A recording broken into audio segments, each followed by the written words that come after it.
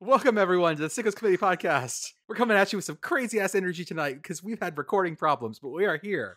It is the evening of February 2nd. No, February 5th, 2023. I read my date wrong. Groundhog Day, kids. Happy Groundhog Day again. Boy, it feels like it. Boy, it feels like it. We are here this evening to discuss college football and all the things around it, and some meteorological phenomena, and a bunch of other stuff, too. With me tonight are my special... Well, first off, I'm Jordan. I'm the VP of whatever. Our commissioner is not currently with us. He is on assignment trying to keep Todd Grantham from ever showing up in New York City. Not New York City, New Orleans. This is how this night's going to go, guys. Let's do this thing. I'm just picturing Todd Grantham as the Stay Puft Marshmallow Man.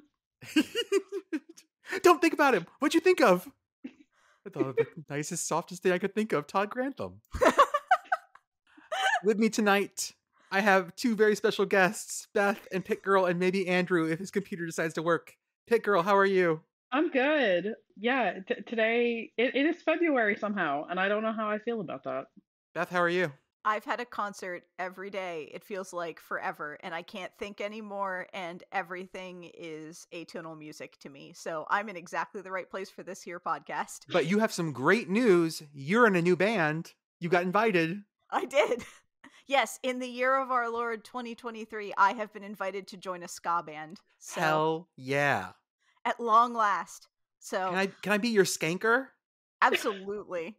I'm sorry, what? Certainly can. The skanker. The skanker. There's someone's job in ska music. There's someone's job his job is to dance. And yeah. Okay.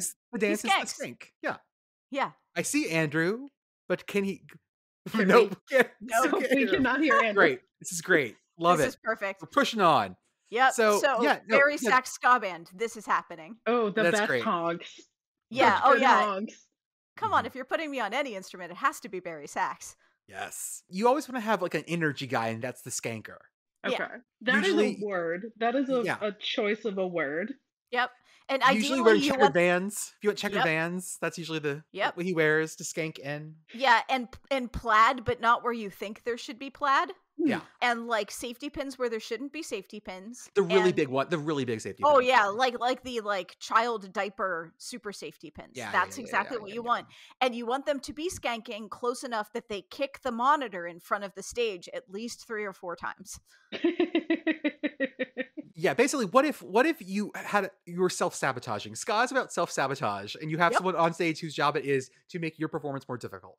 Okay. Yes. I It is respect truly the Gesamtkunstwerk, total artwork that we need in our lives. Yes. that was also a word that I don't understand. That's one out there for all our music theory people. Woo. I get to go see Wagner in a couple weeks. I'm super excited.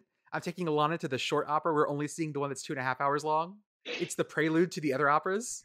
Who sinks lifelessly to the ground at the end of it? Oh, wait, who? No, the end of Das Rheingold. No one does. Everyone's okay at the end of Das Rheingold because that I leads refuse into, to believe that German opera you- exists where someone doesn't die at the end. I guess so. Are you sure? Because I can't remember if it's Parsifal or like which one of that like no one dies at the end. So someone random, like one of the like tertiary characters just sort Yeah. of sinks lifelessly to the ground. That's the That might be. stage direction. Oh no, you know what? It's not Fafnir. It's the other dragon, Fafsul. Oh, okay, They fight over the golden ring. That's right. Okay. It's a story about a ring. I'm going to get into this later on because we're going to have lots of college coaches as Wagner characters. It'll be a lot of fun for about 10 people.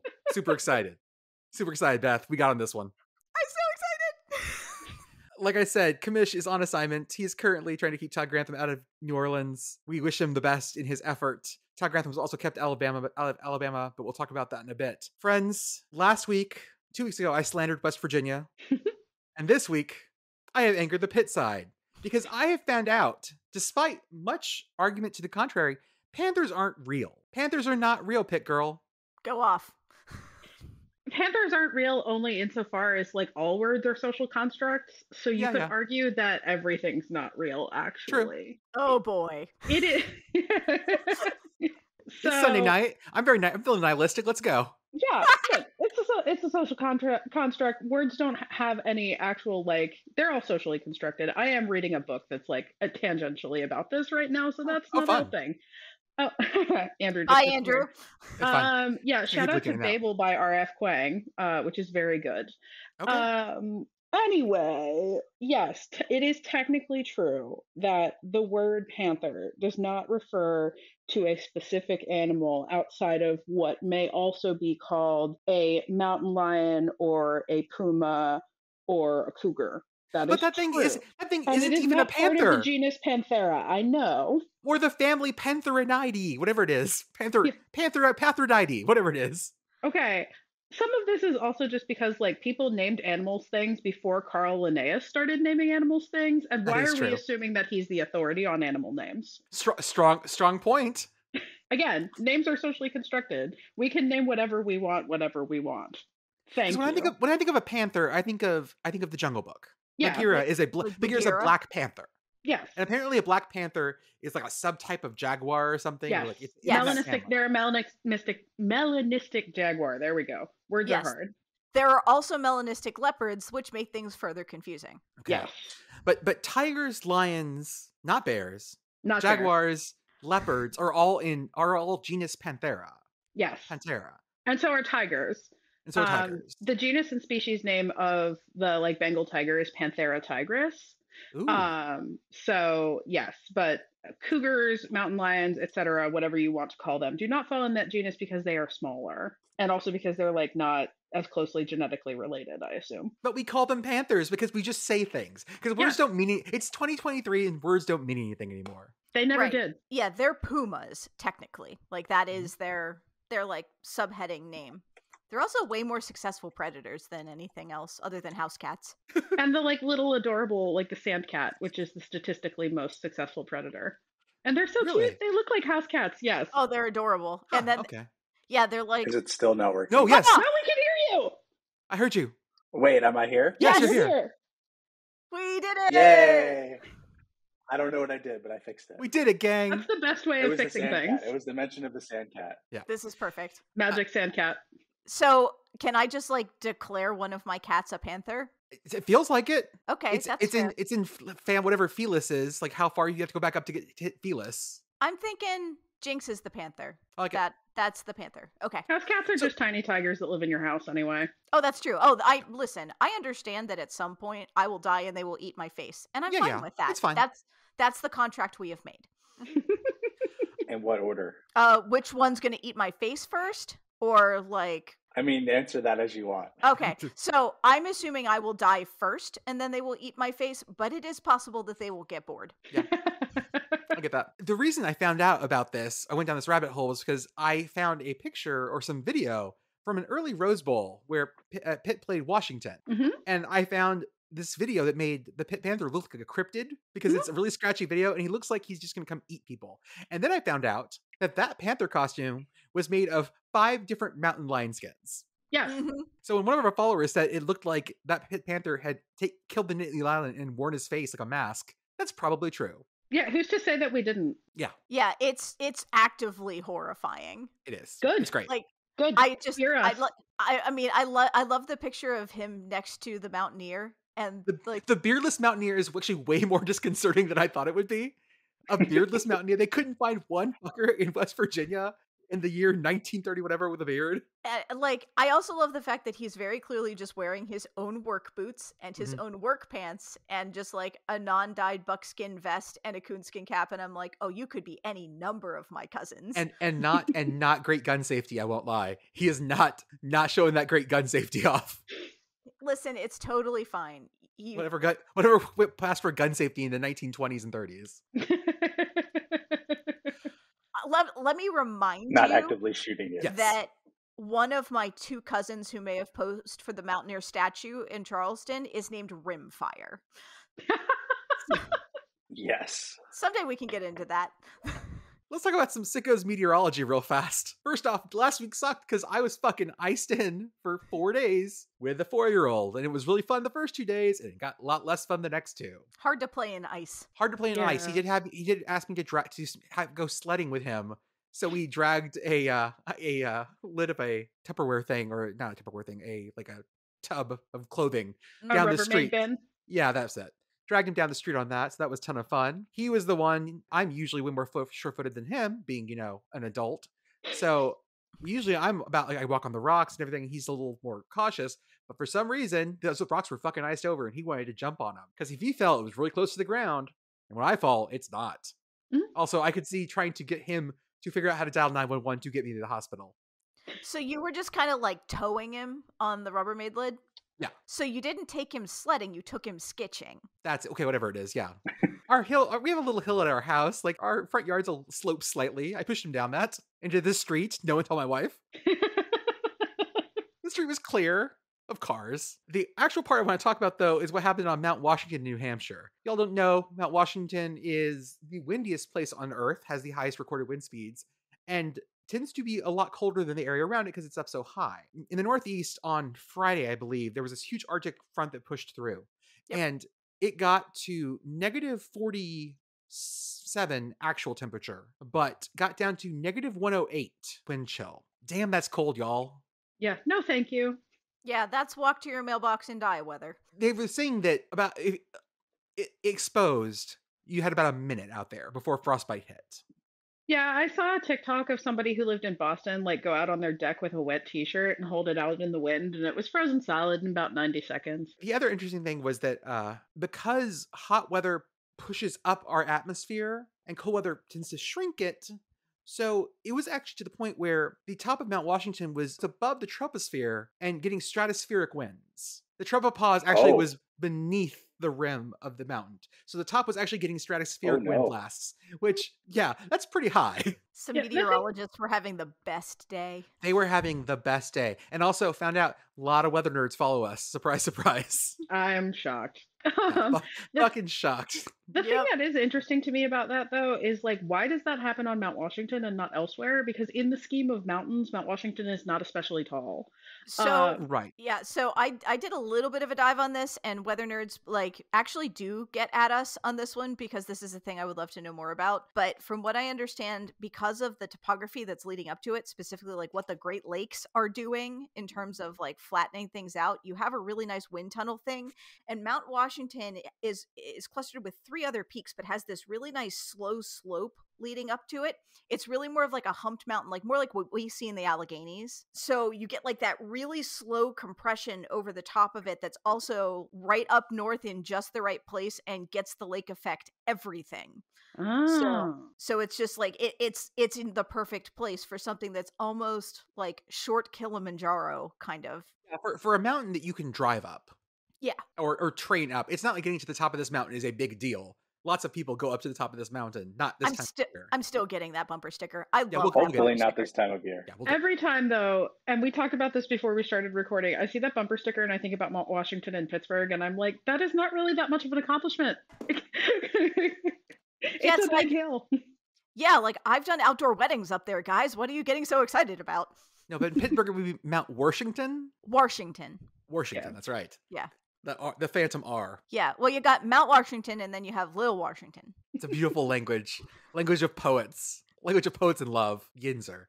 Congratulations to Alabama. They got their OC. They got Notre Dame's OC, which made Sam Hartford not super happy since he had transferred to Notre Dame to be under that OC, but that's okay. And then we did not get the dream of Todd Grantham in Alabama. Or Jeremy Pruitt. Probably for the best. We may have gotten something that's actually a little funnier. Kevin Steele, round 3, come on down. Kevin Steele, who is 64 years of age and will be the defensive coordinator at Alabama. This guy's career trajectory, y'all. I mean, it picks up. I'd forgotten that he was head coach at Baylor because those were the really bad Baylor years. That was like 1-11 Baylor. This was 99 to 2002. It's the kind of head coaching gig where you don't get another head coaching gig. And very clearly he did not, because from there he went to be linebackers coach at Florida State under Bobby Bowden. And then Alabama DC under the new Saban regime. That was also the team that lost to ULM. I have to say that contractually on this program. If I don't, I will be fired. Then he went to Clemson. Then he was Alabama director of player personnel. Not sure what that job is. Deleting emails. It has to be. But his big jump was that he was at DC at Auburn through some of the good years. So, well, Auburn, saying Auburn has good years. You gotta, there aren't like consistent good years at Auburn. You can't talk about Auburn as being a consistently good program over the course of 2 years. It is a year. Mm-hmm. It's a roller coaster, baby. It is ride it. I want to ride it. And you don't. No, right now it's the roller coaster tycoon roller coaster that someone like destroyed the piece and the roller coaster is just flying in the sky. My favorite. Now remind me, did Auburn want Kevin Steele as their head coach? It depends on who you ask. I was not among those people, but I would have gladly taken Kevin Steele over the current option. Yeah, so he was the interim head after who? Was that? Maybe after Gene Chizik? I got to see the... No, Gus, if it was 2020. Yeah. Okay. Because that was Gus. Yeah, that would have been Gus, yeah. So it was interim head coach after Gus. And then Harsin swept in. It was like the boosters wanted Steele, but the administration wanted Harsin. That was that big, like Auburn fans got real, if you knew Auburn fans in 2020, they got real nihilistic really fast. It was like weeks of chaos that made everyone very uncomfortable. Yeah, it's almost like the boosters are in wild disarray, and also firing Gus was a bad idea. Don't at me, that side of Auburn Twitter. You don't want this smoke. Thank you. And then he was interim at Tennessee. And then he went to Miami to be their DC. And let's talk about the Miami thing real fast, because now they fired their OC and lost their DC. After they paid them so much money. Jesus Christ. South Beach is going to make a real run for Sickos Team of the Year next year. Because I unless they just have a complete turnaround, and I don't think that's possible. Nope. I'm here for it. Signs point to unlikely. Could it get worse? Are they playing Middle Tennessee again? Oh, hold up. Time out. As we're all just... So they're playing Miami. Must know. They're playing Miami of Ohio, so let's see if they're the superior Miami. Oh, that's right. Schedule. That's going to be so good. So we're going to have Miami and then the Miami. Oh, Miami and A&M play again this Ohio, year. So. Yeah. Oh, there we go. That's it. And it's in Florida. At Temple also. That is potentially zesty. What the fuck are you doing? Why are you going to Temple? What week is that? Saturday, September 23rd. So it's after Hate Week. Okay. Yes, it is after Hate Week. What the fuck are you doing, Miami? Wait, why are tickets for that game so expensive? I've been to games at the Link. There's a 0% chance this game will sell out, but ESPN has tickets as low as $136. That means two things. Yeah, they're not even on sale. Please let that be at Franklin Field. Please put that game at Franklin Field. What can I do to put that game at Franklin Field? Please. Speaking of things that are flying around, that was a bad segue. We blew down the Chinese balloon. Go America, USA. The F-22 finally blew something up. It was an unmanned balloon that we'd been tracking, and it was already over water. USA. Congratulations. Which coach would be your best fighter pilot to take down a Chinese balloon? Who has the energy? Well, it depends. If what you want is the end of Independence Day, yes, we're pulling Ed Ogeron out of retirement. Okay. Yeah. Because that's how that's going to go. And I love that with every fiber of my being. Ed, it's a balloon. You don't have to crash into it. Yeah, I do. I'm going to crash it. Ed, it's a fucking balloon. No, I'm going to crash into it. I got it. Go Tigers. My first thought was the dearly departed Mike Leach. Also, he would have been a good choice for this, I think. He would have chased it in a boat, and I love that. Swinging a sword. It would have been, oh shit. I referenced it the other day. From the show Tailspin, Don Carnage. Don Carnage was like this captain with a very cryptic accent. Yeah. He was a sky pirate with a very cryptic accent and wore a French revolutionary coat and had a sword. He would definitely be flying like on a biplane, just like cutting shit down. He was definitely from everywhere. He was European. He was to the Romance languages what Dick Van Dyke is to Cockney, and it was wondrous. Offensive to everyone. Yeah, where are you from? Somewhere between Normandy and Gibraltar? I don't know. He was actually speaking Romanche. The answer was Romanche. What are some other good options? Can I submit two? Go for it. Don Brown, Solve Your Problems with Aggression. Yep. Okay. And Steve Adazio. Yeah. Guys being dudes in the sky. Yeah. Guys being dudes in the sky. Sky. Over South Carolina. Over Myrtle. Yeah, over Myrtle Beach. Just give Grayson McCall a football. They were making that joke about Joe Milton. Just give Joe Milton a football and let him take it down. Mm-hmm. Hunters may not realize that their ball can't go 60,000 feet in the air. Their gun can't go 60,000 feet in the air, but Joe Milton's passes, pretty sure it could hit it. Yeah, I mean, there are definitely tons of coaches who we don't want to do this. Like James Franklin trying to do this looks like he almost gets to the balloon and then he just crashes into a hill. How did you hit a hill in the middle of the water? I don't know. I don't know. It just showed up. It just was there. I mean, there were some execution problems. What's the flight equivalent of an inopportune timeout? What did you do? I turned the plane off. What? Did you? Yeah, I thought we could glide the rest of the way. So let's talk about some fixed schedules. The Raging Cajuns have fixed their schedule. They managed to get Buffalo, because remember, the Raging Cajuns had a gap in their schedule. The only one left, and they already had an FCS team. They needed an FBS team. They got Buffalo. Buffalo canceled their game with ODU, and they added a game with Texas A&M Commerce, which was one of the newest members of the Fun Bunch in FCS. They just moved up from D2. Commerce, Texas, by the way, is way northeast Texas. Like east of me by 3 hours, or less than that. But it's east of me. This also affected, or at least the FCS cards are changing a little bit. That Kent State's Ride to Hell Tour 2023 has been altered. We have a different tour date for those you guys out there who already have tickets. Wagner will not be coming to Kent State as their part of their NEC Action Tour. They got rid of Wagner, but they picked up Central Connecticut State. The Blue Demons? Blue Devils? What are they? Blue Demons. Blue Demons. Thank you. I always get them confused. Yeah, Central Connecticut, Duke, same thing. Same thing. Central Connecticut, Duke, same thing. Same. There's a very famous... not wrong. There's a very famous professional marching band, drum corps, that goes just by the Blue Devils. Yep. They're just the Blue Devils. And so our good friend Arch, who is a Kentucky fan, but also marched with Blue Devils, whenever he posted himself drinking out of a Blue Devils cup, I always congratulate him on his NCAA championships. So, it makes him be very unhappy. Blue Demons. Okay, I'm just gonna continue to think of them as Duke Forest, and that should help me keep it straight. Like it. There we go. Duke Forest. So is this the Kent State schedule at UCF, at Arkansas, at Fresno State, and Central Connecticut? Yes, that is their Ride to Hell Tour 2023. At UCF, at Arkansas, Central Connecticut State, and then at Fresno State. Not as bad as their trip this year, but, ladies and gentlemen, 2024 is when their schedule really sings. You guys will pull up Kent State football schedule 2024. I would love nothing more. Google's just so confused right now. Thought you never asked. Somewhere in the basement of the Pentagon, someone is so confused. Yeah.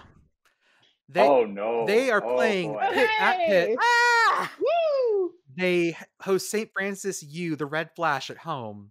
Then they go to at Tennessee and at Penn State. Oh no. Don't do that. Why are you doing that? The answer everyone gives me is money.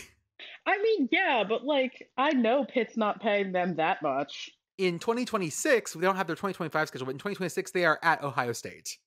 Apparently, Kent State players are they realize this, and apparently it really sucks because basically they get beat up for 4 weeks, and then they go to MAC play, and even if they're very good, they are just so beat. Yep. By all the travel, but it pays. Wow. Can we talk about the Reese's Cup mascot? Did y'all see the Reese's Cup mascot? Sounding like fucking Jalen eyebrow. Hey everyone, y'all like the Reese's Cup mascot? Yeah. He's got Pixar face, not Pixar face, DreamWorks face. A little bit. He's got the arched eyebrow. He looks like he's about to attack Jake Hayner in this picture. Yeah, he really, really does.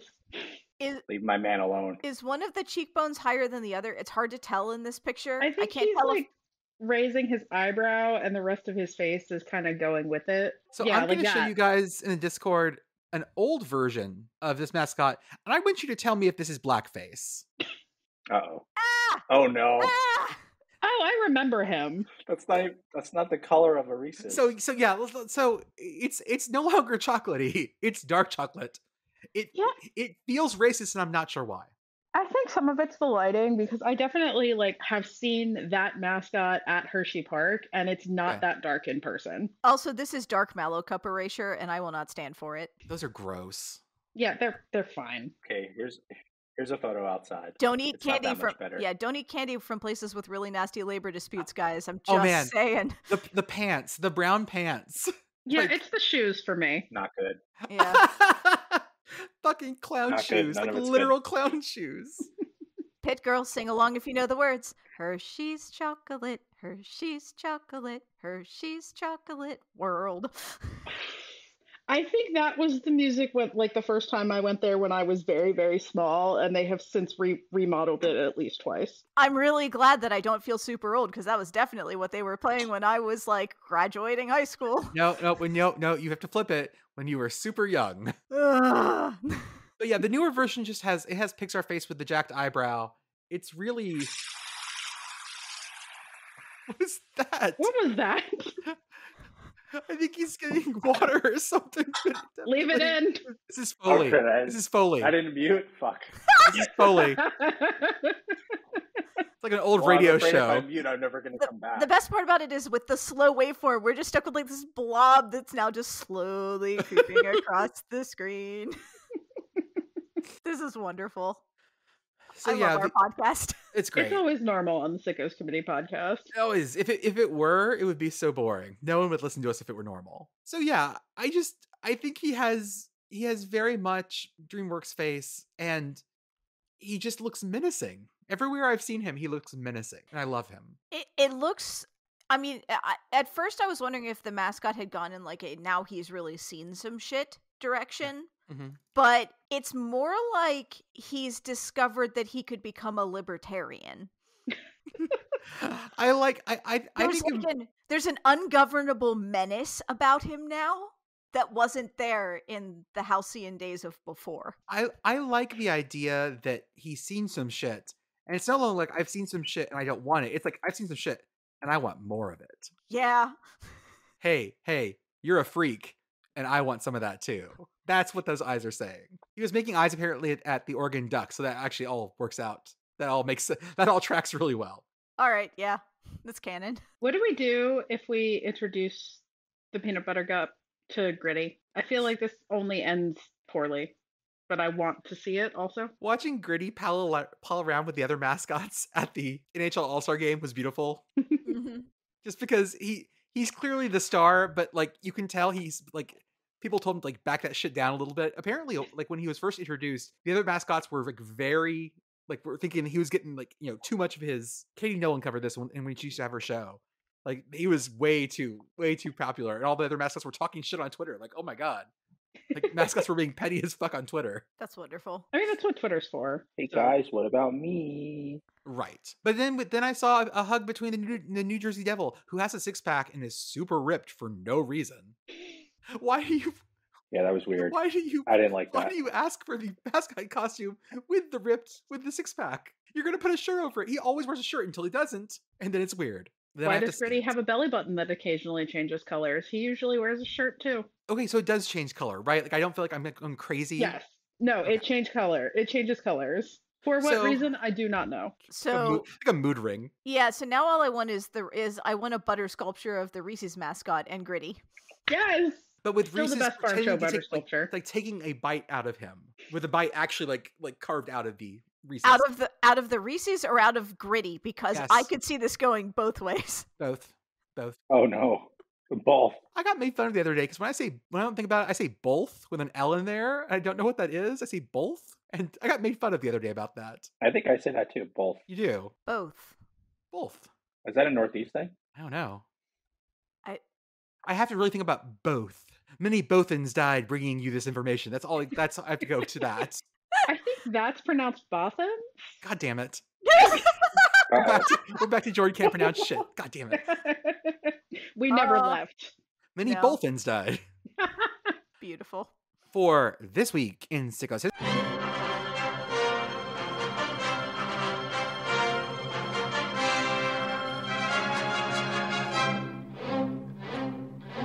history. I have a short one. We're going to talk about the 1985 California Bowl. So everyone get with me. It's 1985. We're in Fresno, which is where the California Bowl was held. It was not yet the California Raisin Bowl. It became that later on, which is a great name for a bowl game. This was usually the earliest bowl game, second week of December. This was like the first cable bowl game. When you think of like bowls on cable, this was it. And it was a team from the Pacific Coast Athletic Association, which became the Big West Conference, and the MAC.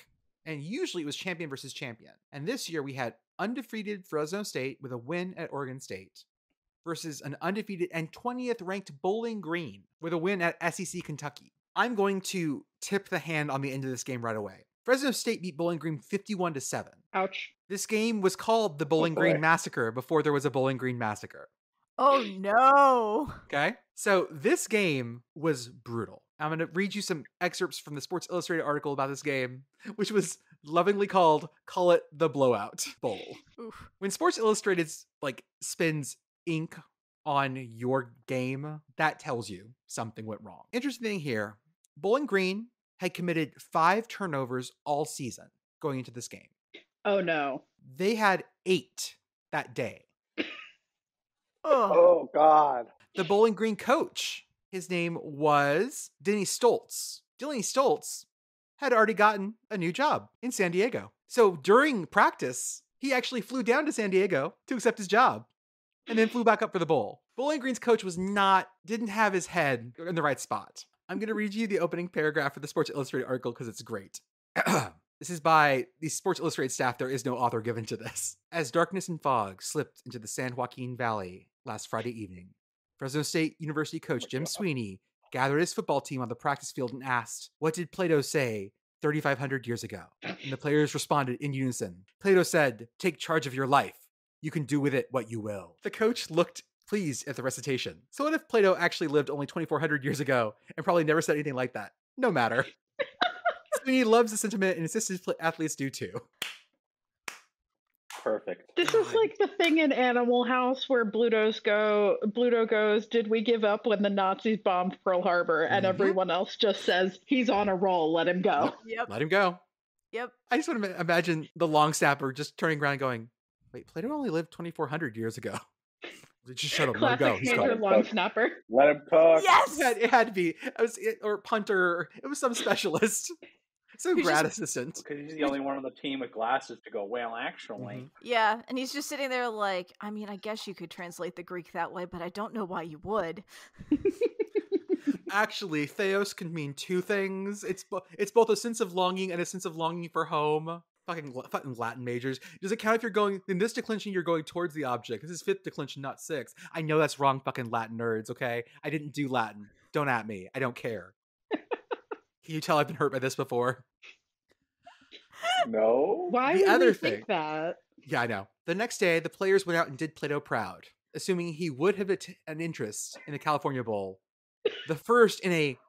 Plato, immediately. What's California? This is in the Sports Illustrated article describing the California Bowl, the first bowl in the orgy of 18 college bowl games this season. If only they knew. The orgy of 18 bowl games. Oh my God. And then all of a sudden I'm thinking of like a bowl orgy and the Rose Bowl and the Sugar Bowl getting weird. And it really caused me some problems for a bit when I hit that line, guys. I've been inside a long time this week. If Bowling Green did a single thing right before the beyond capacity crowd at Bulldog Stadium, it escaped notice. Ouch. Uh-oh, I just lost your audio, Beth. Well, I don't know how this is going to sound in the edit, but we just had a meltdown of audio. I don't know what I'm going to do here. I'll put it in there. I'm going to go back to the orgy. We're going to go back to the orgies. This was an orgy of 18 college bowl games. Little did we know. Normal sentence. Normal sentence. Again, quoting from the Sports Illustrated article, "To be charitable, the Falcons stank. Leader of the stink attack was therefore splendid quarterback Brian McClure, who came within 300 yards of Doug Flutie's record yards, an all-time leading career college passer. But on this day, McClure, holder of 5 NCAA records, fumbled twice, which led to 2 Bulldog scores, and threw 3 interceptions, 2 of which resulted in Bulldog scores, and got tackled in the end zone for a safety." Ugh. Ouch. He said the fallen hero, who was clearly befuddled by Bulldog defenses, quote, "Somebody upstairs decided we weren't meant to win." Aww. And that someone was Plato. Yeah. He is not upstairs. He is in limbo. We all know this. Oh, okay. True facts. True fact, he is in limbo. Have you even read Dante's Inferno? Come on. I thought he was in the cave. I don't know. I didn't pay that Oh, much that's attention God. to philosophy. Am I in the cave or are y'all in the cave? I don't know how this We're works. all in the cave. Everything's a construct. God damn it. Maybe this game was the platonic ideal of what this game could have been. Mm-hmm. For once, we did not see through the mirror darkly. I want to say the MVP of this game is actually probably the funniest thing. The MVP was Fresno State's punter. The dream! He averaged 47.4 yards a try. This is Mike Mancini. And he put the ball on the Bowling Green 1, 4, and 9. Nice. Mikey. Good job, Mikey. That's just a beat down at that point. Mm-hmm. God, that's beautiful. To finish this up, I'm going to send you guys in the Discord 2 of the ads that I found in this Sports Illustrated. Because the ads in the Sports Illustrated are always my favorite. Sending you ad 1. Oh, Mike Mancini became a principal. That's nice. That's nice. Which is a dude in a beret guarding the space shuttle. That is an Air Force ad. And it's like the old-timey text ads with the big picture and the text in paragraphs at the bottom. Yep. Mm-hmm. Love that. And then we have extremely 1980s. Oh, the copy on this is all great. Here's the other one. Oh boy. What does it say? It is an ad that looks like it's about stinky perfume, but it's about how delicious cigarettes are. Cool. Oh boy. Her perfume costs $90 an ounce. He thinks there's no sense to it. But there's one taste they agree on. Benson and Hedges, America's favorite 100s. Wow. A different time. At least there's a Surgeon General's warning on the ad. How small is it? It's just one Pretty line. small. Quitting smoking now greatly reduces serious risks to your health. Also in that same font is how much nicotine is in each one of these. 0.7 milligrams nicotine per cigarette. I don't know if that's a lot or a little. I have no idea. Anyways, that's Sickos history. I hope everyone enjoyed that trip to the 80s. The And distant now, past. It's time for basketball, basketball, and they shoot and squeak and shoot. Andrew, tell us about basketball. Who's ready for this? Woo! First and foremost, Sorry. Louisville got a conference win. They beat Georgia Tech at home. So we're proud of them. This is not a good sign for Georgia Tech, if I'm going to be honest with y'all. IUPUI didn't win the Groundhog Day game that was at 11 a.m. local time that our intrepid friend attended. I don't know. Yeah, shout out to Travis. I'll use his first. I'll use his government name. Shout out to Travis who went to the game. The Sickos Committee Twitter account tweeted about it. He got like $35. He said he'd go if he got covered ticket and parking. Parking, by the way, that was also for a dog show or predominantly for the dog show. IUPUI plays at the state fairgrounds, I believe. Yeah, the Farmers Coliseum. Yeah, it's like the state fairgrounds. Yes. Yes, it's really nice of them to allow. They also IUPUI basketball to occur on such hollow ground. Also, where I found out that's where the Horizon League championship game is. Yes. So there you go, hallowed grounds. So they didn't win that game against Milwaukee, but they won against Green Bay. So they now also have a conference win. Did that close the Horizon League? No. So can I complain about this? It didn't close because Green Bay's only win was against IUPUI. They've only beaten each other. This doesn't happen very often, but this circle is not a circle. It is. There was this really great study some sociologists did a couple years back at a high school where they asked kids, "Who have you hooked up with?" And it was a remote school. It was a school in like Ohio, but it was not like close. It was where like there weren't a lot of you didn't have a lot of options. And they asked kids who they hooked up with, and they networked it. They showed a network of all the hookups, and most of them were these little like two people pairs that were independent of everyone else. But then there was one big circle. Oh boy! It was a big. It had some chains off, little branches off of it, but there was a big circle, and there were some hubs. Some of those boys were node hubs. May I posit that this was either the band or the theater department or both? Okay, if it were the band, there wouldn't have been nearly as clean lines. It would have been lots of we would have needed 3 dimensions to see this fucker. Okay, they could do this in 2D. We would have needed 3D for band because that would involve just the gender options available. You could tell how long ago because it was blue for boy, pink for girl. Blue circle for boy, green triangle for girl. Let's see if I can find it. Hold up. Keep talking, Andrew. I didn't expect to go this direction when we talked about IUPUI basketball, but here we are. Bring it back. It's fine. So speaking of strange hookups, Tennessee basketball. Love it. Had a strange week they had a weird week this week. They lost at Florida on the road.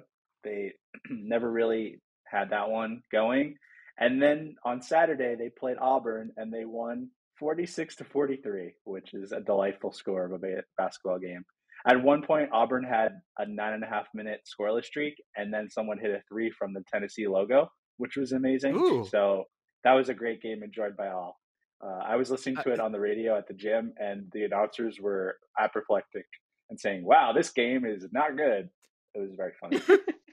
I have sent you guys the chart in the Discord. Oh my god. That's not a graphic, that's a nudibranch. Yes. Yeah, that sure is a chart. It's a network. This looks like some sort of rare fungus. It's like a neural network of people. Yeah. It does look like it was grown in a petri dish, yes. It totally does, especially the big one especially. And you can see there's a couple of gentlemen that are definitely hubs or nodes, we'll say. I mean, the one that is at about 2:00. That's what I'm looking at, yeah. Wow. Just to be clear, we are a very sex-positive podcast. I'm just impressed with the numbers. Anyway. Congrats on the sex at Jefferson High School, by the way. Yeah, that's by the way, it is not actually named Jefferson High School. That was the name they gave, the most generic random ass name. Yes, that's the pseudonym. 63 pairs unconnected to anyone else. And then the circle. But back to basketball. More basketball. The end of the Pepperdine Portland game. I want everybody to watch it at some point. Have you guys seen this? Yeah. Beth, have you seen it? No. Okay. Pull up the video. Do you want me to just explain it and then you can watch it later? Yeah, just walk her through it. Okay. Paint me a word picture. All right. So Pepperdine was down 3. Do they need a 3? Apparently not. They went for a 2, and the guy drove with 8 seconds to go in the game and got fouled. So he hits the layup. It went in and won. He needs to hit the free throw to tie the game. He missed the free throw. On the rebound, Pepperdine fouls Portland. Portland recovered the ball. So Portland gets fouled, and the time looks like it's going to expire. But the guy for Portland who had the ball swung his elbows and hit the guy for Pepperdine in the face. So it was a common foul on Pepperdine and a flagrant foul on Portland. So each team gets 2 free throws with Pepperdine down 1 point. Both guys go 1 of 2 from the line. Pepperdine had the chance to win at the line, but now it's 93-92 with 0.6 seconds left, and they get the ball because it was a flagrant foul. So you get 2 shots in the ball. Shots in the ball. And they're down with 0.6 seconds to go. On the inbounds, they're right below the basket. They pass it to the big, and he catches and shoots it, and it goes in, and Pepperdine wins. Their first West Coast Conference win in 19 games, 20 games, something insane. Yeah, you think it would be easy to recruit players to Malibu, but apparently not. And they won. And all 30-ish people that were in attendance rushed the court, it looked like, also, which was amazing. Very happy for the Pepperdine basketball fans who were there to see that. Was this the kind of court storming that is more like, hey, they just put out more steak at the prime sirloin buffet? Yes. Oh, by the way, Pepperdine now has a transitive win over Villanova because Portland beat Villanova. Are you Hell kidding yeah. me? Yes! Nova Nova's having a good Nation. I'm going to drop Willie the Wave, the Pepperdine mascot, in the chat. If you guys missed my thread on him earlier today. Oh, boy. Oh, that's why. Okay. That's why all the Mac Knight stuff. Okay.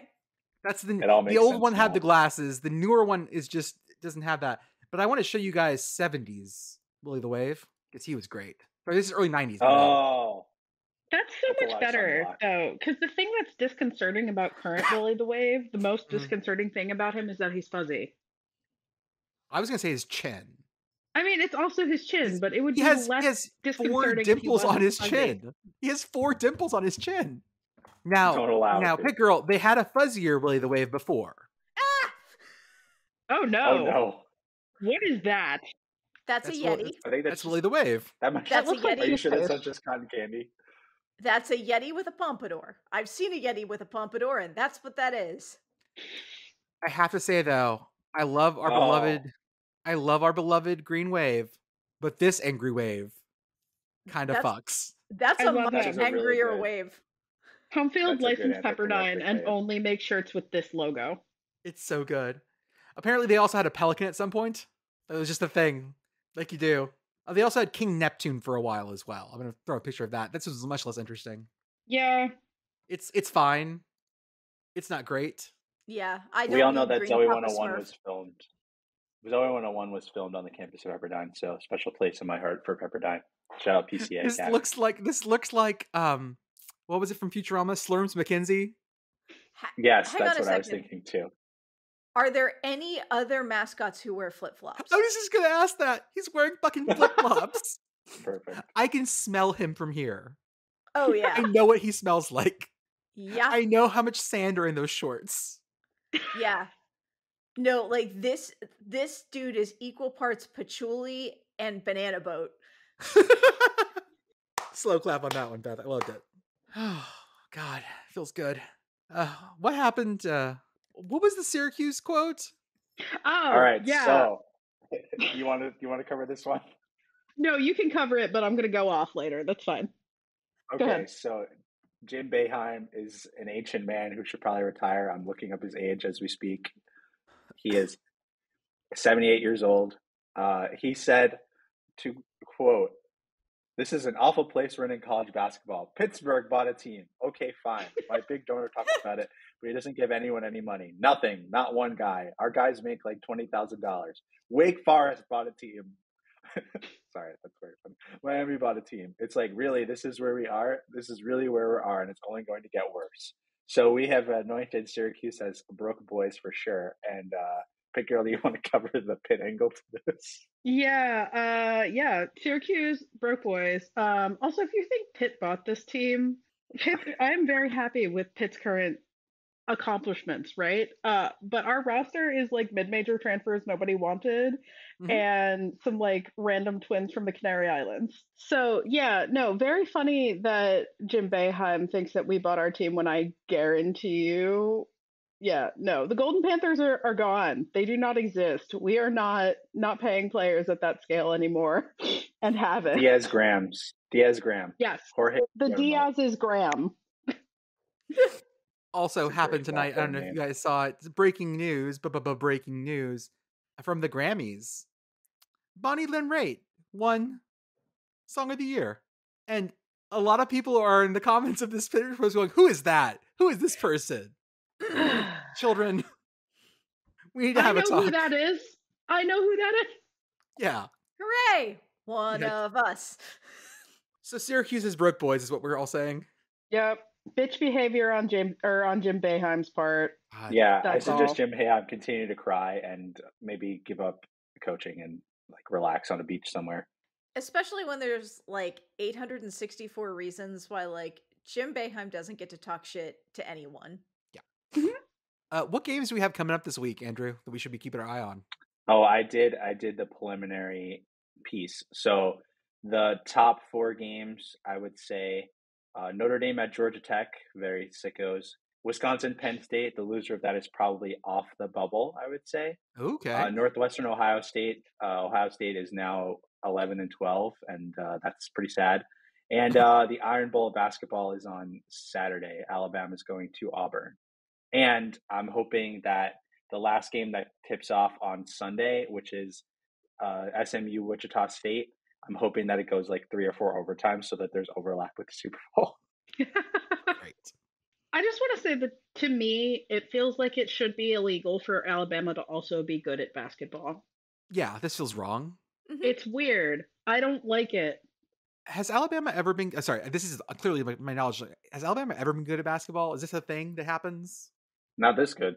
Like, do they have a championship? Like, I have no clue what Alabama's like history in Alabama basketball. That's what I'm looking at. Elite 8 once.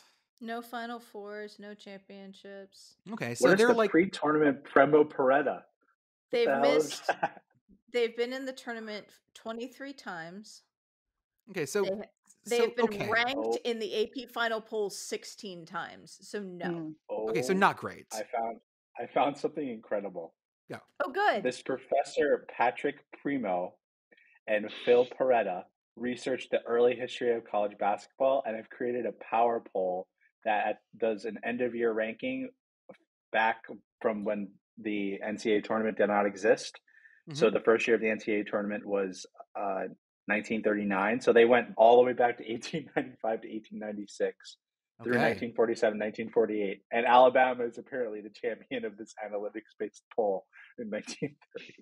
Okay, there we go. Congratulations on your title, Alabama. I feel like you'll claim it. I do appreciate there being opportunities for bullshit basketball championships too. Oh, absolutely. Montana State has the one in 1928. Hell, wait a second. Yeah. Does WVU finally have a bullshit championship? No. Please, I need this. God damn it. No. We need to cheat more. This is back when teams were playing like literally 9 basketball games too. Yeah, lots of 8-1 schedules. The 1899 and 1900 Yale team was 9-6, and they're apparently the best we got. It's far enough back that even Wikipedia doesn't have a link for that time, like for that year of the college basketball. It's just like, I don't know, someone played. This is hilarious. Okay, folks, I think we've covered about all we can tonight, or all we care to cover tonight. It's not an all-you-can-eat buffet. It's like all-you-care-to-eat buffet. There we go.